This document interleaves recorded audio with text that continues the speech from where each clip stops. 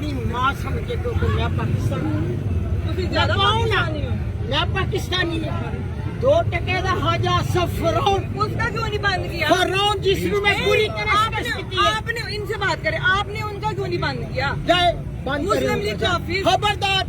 झंडे को या किसी चीज को आपने हाथ लगाया मैं FIR आप लोगों का अदालत में हमारा पाकिस्तान भी है। मैं देश को जज करवाया था कि आप लोग हमें परिचय क्यों अब कौन है हम कौन है हमारी मेरी माँ ही प्राइवेट प्रॉपर्टी है। उसकी शादी पाकिस्तान के नाल कोई टैक्स होता है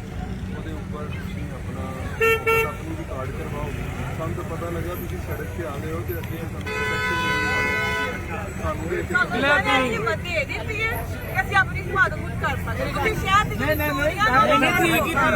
ਉਹਨਾਂ ਨੂੰ ਰੋਕੋ ਪਹਿਲੇ। मेरी बात सुनो ये बात जरा चलाओ ये चुनाव कायदे आजम की जाती समझ आई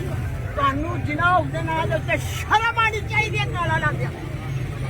ਇਹ ਕੋਈ ਘਰ ਨਹੀਂ ਪਿਆਦਾ ਦੀ ਕਰਦਾ ਜਨਾਬ ਸੇ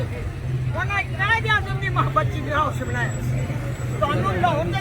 ਪਿੰਡੀਆਂ ਪਿਸ਼ੌਰਾਂ ਦੇ ਜਨਾਬ ਸੇ ਬਹੁਤ ਤਕਲੀਫ ਹੈ ਸਾਨੂੰ ਵੀ ਜਨਾਬ ਉਸ ਕਾਇਦੇ ਆਜ਼ਮ ਦਾ ਤਸਵੀਰ ਕਾਇਦੇ ਆਜ਼ਮ ਦੇ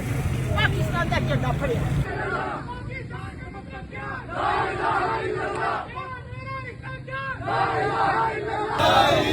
कौन बचाएगा पाकिस्तान ਮੁੰਡਾ ਘਰੋਣਾ ਕਿ ਦੁਬਾਰਾ ਨਾ माँ के साथ रिश्ता क्या माँ के साथ रिश्ता